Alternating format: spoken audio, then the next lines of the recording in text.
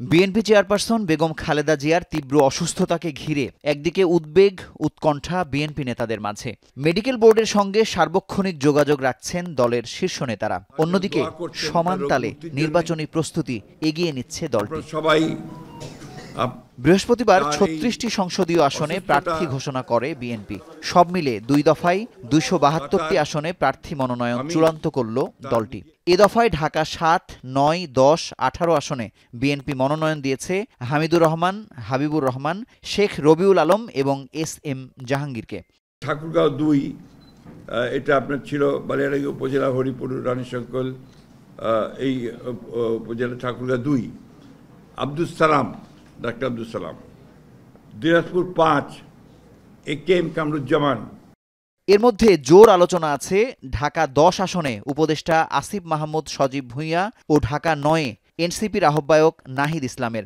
বলা হচ্ছিল এনসিপিকে ঢাকার বেশ কয়েকটি আসন ছেড়ে দেবার জন্য প্রথম দফায় আসনগুলো খালি রাখা হয়।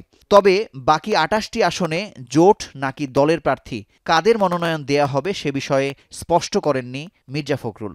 আসন নির্বাচনের জন্য আমাদের দলের পক্ষ থেকে আমরা আমাদের মনোনয়নের ২৩৭টি আমরা আসনে প্রার্থী ঘোষণা করেছিলাম। আরও ৩৬টি আসনে আমরা আপনার নাম ঘোষণা করছি এবং আরও অনেকগুলো থেকে যাচ্ছে, বোধহয়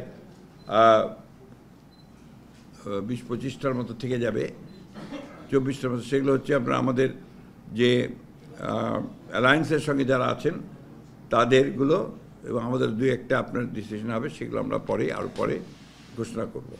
এগুলোর ব্যাপারে পরিবর্তনের সম্ভাবনা খুব কম। সম্প্রতি বিএনপিতে যোগ দেয়া রেজা কিবরিয়াকে হবিগঞ্জ ১ আসন, টাঙ্গাইল ৫-এ সুলতান সালাউদ্দিন টুকু, ঠাকুরগাঁও ২ আসনে আব্দুস সালাম, যশোর ৫-এ এম ইকবাল হোসেন, মুন্সিগঞ্জ ৩-এ মোহাম্মদ কামরুজ্জামান, চট্টগ্রাম ৩-এ মোস্তফা কামাল পাশা, চট্টগ্রাম ৬-এ গিয়াসউদ্দিন কাদের চৌধুরী, চট্টগ্রাম ৯ ও ১৫-তে মোহাম্মদ আবু সুফিয়ান, নাজবুল মোস্তফা আমিনকে মনোনয়ন দিয়েছে বিএনপি। সমস্ত মানুষের মনোযোগ দিয়ে দিকে। সংবাদ সম্মেলনে বেগম জিয়ার জন্য দেশবাসীর কাছে দোয়া চেয়ে মির্জা ফখরুল জানান, উন্নত চিকিৎসার জন্য শুক্রবার খুব ভোরে কাতার আমিরের পাঠানো এয়ার অ্যাম্বুলেন্সে বেগম জিয়াকে যুক্তরাজ্যে পাঠানো হবে। আজকে রাতের মধ্যে এখানে এসে পৌঁছবে এবং সম্ভবত খুব ভোরে দেশনেত্রী বেগম খালেদা জিয়াকে নিয়ে তারা যুক্তরাজ্যে চলে যাবে। আনুষঙ্গিক যে সমস্ত কাজগুলো দরকার সেই কাজগুলো আমরা সেরে ফেলেছি। মুজাহিদ শুভ, এখন ঢাকা।